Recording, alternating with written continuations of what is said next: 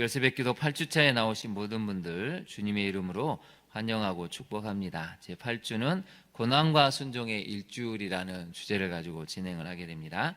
먼저 스티커를 한번 붙여보실까요? 네, 이제 오늘 붙이시고 딱 4일만 붙이시면 드디어 8주가 완성이 됩니다. 네, 조금만 힘을 내시면 드디어 우리 교회가 8주차 40일을 마무리하게 되는데요. 구호를 외치고 우리 말씀을 살펴보도록 하겠습니다. 오른손을 쥐시고 우리 이제 얼마 안 남았으니까 큰 소리로 한번 따라해 보시길 바랍니다. 변합시다. 변합니다. 변화시켜 주십니다. 네, 그렇게 하실 하나님을 믿습니다. 오늘 본문은 너무나 유명한 말씀이죠. 예수님께서 성전에 들어가셔서 성전을 정화시키는 일에 대해서 알려주고 있습니다. 본문을 먼저 잠깐 한번 보실까요? 예수님이 성전에 들어가셔서 성전 안에 어떤 사람들을 쫓아내십니다. 매매하는 모든 사람들, 돈 바꾸는 사람들, 또 비둘기 파는 사람들 이렇게 나와 있죠. 다 특징이 하나가 있습니다. 매매하다, 돈을 바꾸다, 비둘기를 판다 하는 것은 물질이 오고 간다는 것입니다. 성전이 거룩해야 되는데 인간들의 탐욕과 또 어쩔 수 없이 그것을 구매하는 사람들의 좀 비굴함들이, 자존심 상함들이 이 안에 다 지금 나타나 있다는 것이죠. 그래서 예수님께서 이것을 뒤집어 엎으시면서 18절에 이렇게 말씀하시죠. 13절에 기록된 바 내 집은 기도하는 집이라 일컬음을 받으려 하였거늘 너희는 무엇을 만든다고 이야기하고 있습니까?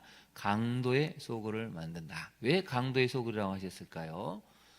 성전에 와서 제물을 바쳐야 되는 이 사람들의 원래는 좋은 의도로 시작을 했던 것인데 이게 점점 지나면서 폭리와 탐욕과 자기의 욕망을 채우는 그런 현장이 되어버렸다는 것입니다. 그래서 예수님이 성전하고는 정반대인 강도의 소굴. 여러분, 강도의 소굴은 어떤 곳입니까? 그 안에는 온갖, 어떻게 하면 남의 것을 더 많이 뺏을 수 있는가, 온갖 탐욕과 탐심과 사람들을 쳐다볼 때 인격체가 아닌 어떻게 하면 더 많은 돈을 뜯어낼 수 있을까, 돈으로 보는 그런 것이 바로 강도의 소굴이죠.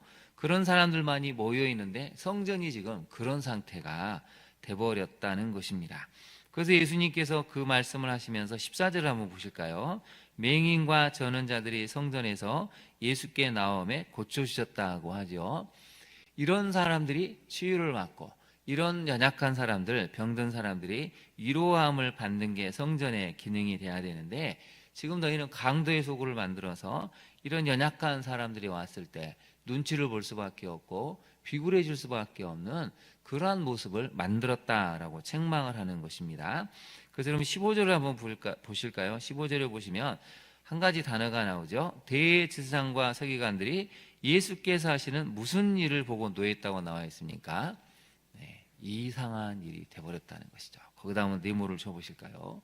이게 원래 정상적으로 보이는 일이 돼야 되는데 대제사장들과 서기관들 입장에서 이게 이상한 일이 돼버렸다는 것입니다. 얼마나 정상에서 벗어났으면, 비정상이 됐으면 예수님이 하신 일을 보고 손뼉을 치고 무릎을 치고 우리가 이걸 했어야 되는데 뒤늦은 깨달음이 와서 우리가 잘못했다 이렇게 시인을 해야 되는데 이게 거꾸로 이상한 일이 돼버렸다는 것입니다. 여러분, 한국교회는 지금 이상한 일을 하고 있습니까? 정상적인 일을 하고 있습니까? 말씀에 비춰와야 한다는 것이죠. 교회가 말씀으로 돌아가지 않으면 본인들은 정상이라고 생각했던 게 주님 보시기에는 이상한 일로 비춰진다는 것입니다. 그래서 여러분, 교회가 깨어야 되고 말씀 가운데 진리를 올바르게 분별하지 않으면 우리도 주님 앞에서 책망을 받고 너희 교회는 강도의 소굴이다 이렇게 말씀하실 수도 있다는 것이 오늘 본문이 들려주는 정말 중요한 메시지입니다. 이제 교재로 가볼까요? 36쪽입니다. 36쪽을 보시면 교회의 본질을 회복해야 합니다 라는 주제로 오늘 말씀을 살펴보려고 합니다. 예수님께서는 성전에 들어가셔서 성전 안에서 매매하는 모든 자들을 쫓아내시며 성전을 정화하셨습니다. 이는 내 집은 만민이 기도하는 집이라 일컬음이 될 것이라는 말씀처럼 하나님의 집은 인간의 욕망을 사고팔며 부추기는 곳이 아니라 거기다 밑줄을 그어보실까요? 오직 하나님께 자신의 죄를 고백하고 용서를 구하며 관계를 회복하는 곳이 되어야 한다는 것입니다. 여러분, 옛날에도 그렇고 지금도 그렇고 교회는 첫 번째 해야 될 게 무엇입니까? 처음에 오면 내 죄가 생각이 나고 내 죄를 고백해야죠. 용서를 구해야 됩니다. 그 다음에 하나님과의 관계가 회복이 되고 나와 이웃의 관계가 회복되는 것, 이게 가장 중요한 성전의 기능이고 교회의 기능이 되어야 한다는 것이죠. 그래서 여러분, 앞에 나왔던 이사야 56장 7절에 나오는 내 집은 누가 기도하는 집이라고 나와 있습니까? 만민이 기도하는 집. 거기다 밑줄을 그으시죠. 이게 굉장히 중요한 내용입니다. 당시 이사야 선지자가 이걸 선언했을 때 이스라엘 백성들이 이해가 안 됐죠. 아니, 선민인 우리만 기도해야 되는데 만민이라면 블레셋, 사마리아, 암몬, 모압, 도저히 하나님을 믿을 것 같지 않은 이방 사람들이 다 와서 뭐라고 하는 것이죠? 기도하는 집이라는 것입니다. 기도한다는 건 무슨 뜻입니까? 하나님을 하나님으로 인정한다는 것, 하나님의 주권을 인정하고 하나님의 살아계심을 고백하고 하나님만이 참 신입니다 라는 것을 고백하는 것이 기도하는 것이죠. 그래서 기도에는 찬양이 있고 하나님의 주권을 인정함이 있고 하나님만이 신이시라는 그런 신앙 고백이 기도 가운데 있습니다.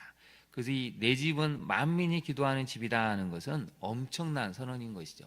앞으로 오고는 모든 세대의 세상 모든 사람들은 다 하나님의 전에 모여서 하나님을 인정하고 고백하고 찬양하는 집이 될 것이다.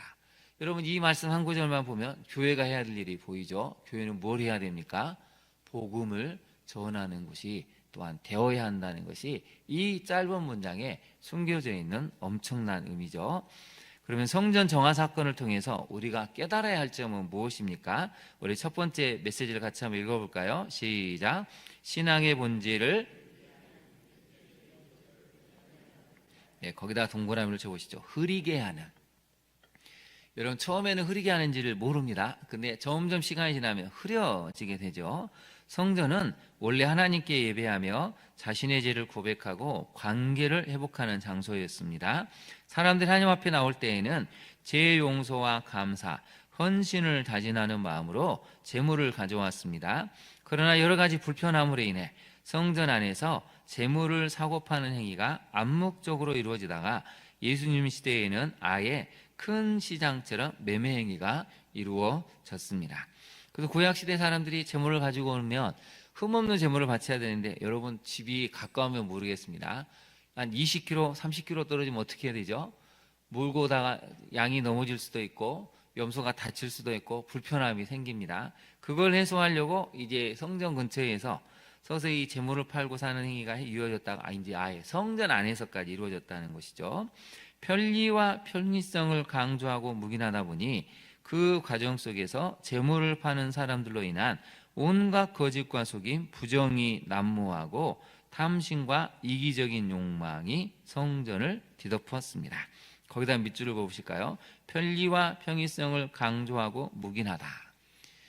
여러분, 교회가 이걸 많이 고민해 보셔야 됩니다. 지나치게 편리하고 편의성을 교회가 너무 추구하다 보면 점점 더 사람들은 불편함을 참지를 못하죠. 하나님이 중심이 아니고 내가 중심이 되는, 예배하실 때는 이것도 있어야 되고 저것도 있어야 되고, 물론 그게 어느 정도 있어야 되지만 너무 지나친 편리와 편의성을 강조하다 보면 본질이 서서히 흐려진다는 것입니다. 그래서 여러분, 성전이 뭘로 덮였다고 나와 있죠? 온갖 거짓과 속임, 부정, 탐심, 이기적인 욕망이 예수님 시대에 성전을 덮었다는 것입니다. 오늘날 교회를 덮고 있는 것은 무엇입니까? 저는 이데올로기, 가치관이라고 생각합니다. 말씀보다 이념, 이데올로기, 가짜 뉴스에 속아서 사람들이 온통 분노하고 혐오가 놀랍게도 교회 안에도 지금 이 많은 사람들로 인해서 뒤덮여져 있다는 것이죠.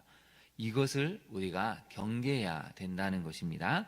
다시 교재로 가볼까요? 또한 재물을 사는 사람들 입장에서는 분노와 억울함, 속상함 때문에 하나님을 경배하기 전부터 마음의 상함이 일어나 온전히 제사에 집중하기 힘들었습니다. 거기다 밑줄을 그어보실까요? 마음의 상함이 일어나. 여러분, 우리가 예배를 드릴 때 조심해야 될 이유는 마음이 상함이 일어나면 안 된다는 것입니다. 혹시 나 때문에 누군가 마음이 상해서 예배를 드리고 있으면 그건 하나님 앞에 우리가 엄청 잘못하는 것이죠. 다시 교재를 보면 하나님의 성전은 만민이 기도하는 집이기에 거기다 밑줄을 그어보실까요? 출입하는 과정부터 거룩함을 유지하고 하나님을 하나님 되게 하는 질서와 과정이 있어야 합니다. 이거 엄청나게 우리가 고민해야 될 부분이죠. 출입하는 과정, 예배 드리기 시작해서 예배를 드리기 위해서 오는 과정부터 거룩함이 있어야 되고 예배와 처음의 끝과 시작까지 하나님을 하나님 되게 하는, 거기다 네모를 쳐보시죠. 질서와 과정이 있어야 한다는 것입니다. 예배도 여러분 질서가 있어야 하는 것입니다. 보이지 않는 영적인 질서, 또 우리 안에 있는 내면의 질서가 있어야 되죠. 그 모든 과정이 하나님을 하나님 되게 하는 것으로 나타나야 한다는 것입니다. 적용을 한번 해볼까요? 교회 안에서 신앙의 본질을 흐리게 하는 외적 요소에는 무엇이 있습니까? 오늘날에도 이제 이자를 많이 줄 테니까 투자해봐라, 부동산에 투자해봐라, 다단계를 하는 또 분들이 많은데 이거 경계해야 됩니다. 본질을 흐리게 하는 것은 제가 볼 때는 가장 큰 문제가 이 돈의 문제 때문에 얽혀 있는 사람들이 많이 있는 것 같습니다. 또 명예를 추구하다 보니까 교회의 본질이 흐려지는 일도 많죠. 우리가 그런 것을 경계하고 조심할 때 만민이 기도하는 집으로 만들 수 있다는 것이 첫 번째 메시지입니다. 두 번째 메시지를 같이 한번 읽어볼까요? 시작. 교회를 교회답게, 성도를 성도답게. 네, 거기다 한번 네모를 쳐보시죠. 과감한 개혁. 그냥 개혁이 아니고 과감한 개혁입니다. 우리 교회는 엄청나게 과감한 개혁을 많이 했죠. 주보도 바꾸고 화장실도 바꾸고 도서관도 바꾸고 예배 스타일도 바꾸고 강대상도 바꾸고 여러 가지 다음 세대를 위한 개혁을 하고 있습니다. 교재를 보시면 예수님께서 매매하는 자들을 쫓아내시고 상을 엎으실 때 많은 사람들은 충격을 받았습니다. 평소에 원하시던 예수님께서 이때만큼은 거기다 한번 밑줄을 그으시죠. 거룩한 분노를 표출하셨기 때문입니다. 거룩한 분노에다 한번 동그라미를 쳐보실까요? 그만큼 하나님의 집, 성전을 욕되게 하는 행위에 대해서 예수님께서는 참지 않으셨습니다. 오늘날 한국교회를 무너뜨리는 교묘한 움직임들이 많습니다. 거짓된 이단들의 가르침, 성도들 안에 일어나는 거짓과 음란, 다단계 같은 물질의 유혹, 직분에 대한 우월함이나 과도한 집착, 끼리끼리 문화 등 교회가 정신을 차리고 근신하지 않으면 주님이 다시 오실 때 책망을 피하기 어렵습니다. 다시 한번 살펴볼까요? 우리 교회는 뭐가 있을 것 같습니까? 거짓된 이단들의 가르침, 성도들 간에 일어나는 거짓과 음란함들, 다단계 같은 물질의 유혹, 직분에 대한 우월감, 과도한 집착, 끼리끼리 문화, 이 중에 하나라도 있다면 이게 어느 순간 교회의 본질을 흐리게 한다는 것이죠. 하나님의 집인 교회를 지키기 위해서는 거기다 밑줄을 그으시죠. 주님처럼 교회를 사랑하고 지키고자 하는 열정과 단호함, 거룩한 분노가 있어야 합니다. 거기다 한번 동그라미를 쳐주십시오. 열정, 단호함, 거룩한 분노가 있어야 한다는 것입니다. 여러분, 비본질적인 것은 우리가 어느 정도 양보해야 되겠지만 본질을 건드리는 것은 굉장히 단호하게 야단을 치고 책망하고 그것을 경계해야 한다는 것이죠. 주님께서 피로 사신 교회를 정화하고 마지막 시대에 노아 방주와 같은 역할을 감당해야 할 책임이 우리에게 있습니다. 이 문장을 같이 다시 한번 읽어볼까요? 시작. 주님께서 피로 사신 교회를 정화하고 마지막 시대에 노아 방주와 같은 역할을 감당해야 할 책임이 우리에게 있습니다. 거기다 밑줄을 그어보시고 별표를 하시죠. 이건 중요한 사명입니다. 이 마지막 시대에 정말 우리는 교회를 정화해야 되고 노아 방주와 같은 역할을 감당을 해야 한다는 것입니다. 우리 교회는 온전한 교회로 하나님 기뻐하시는 기도하는 집으로 서 있습니까? 적용을 한번 해보겠습니다. 주님처럼 교회를 지키고 거룩하게 하려고 노력하고 있습니까? 네. 우리가 이제 앞으로 노력해서 하나님도 기뻐하시고 성도들 또 우리 교회에 들어올 때마다 그 영적인 놀라운 능력들을 체험해서 우리 교회가 마지막 시대 이 노아 방주 역할을 감당하는 성령 충만한 교회 될 수 있기를 진심으로 축원합니다. 기도하겠습니다. 하나님, 오늘은 예수님의 성전 정화 사건에 대해서 살펴보았습니다. 지나치게 사람의 편리와 편의성을 추구하다 보니 그 안에 온갖 탐심과 또 욕망이 꿈틀거려서 하나님의 집을 강도의 소굴로 만들었다고 예수님이 책망하실 정도로 당시 성전은 변질되어 버렸습니다. 그것이 이상한 일로 여겨진 만큼 오히려 사람들은 잘못된 것이 정상인 줄 알고 오히려 예수님에 대해서 분노했던 대제사장들, 서기관들의 모습도 살펴보았습니다. 주님, 우리도 비정상적인 것을 어느 순간 정상으로 받아들이고 말씀으로 돌아가야 되는 것들을 오히려 이상하게 보고 있지는 않은지, 우리 자신이 뒤틀리고 잘못된 것들이 있다면 우리의 시선과 시각을 교정하여 주시기를 원합니다. 한국교회가 정말 교회로서 올바른 역할을 감당케 하옵소서.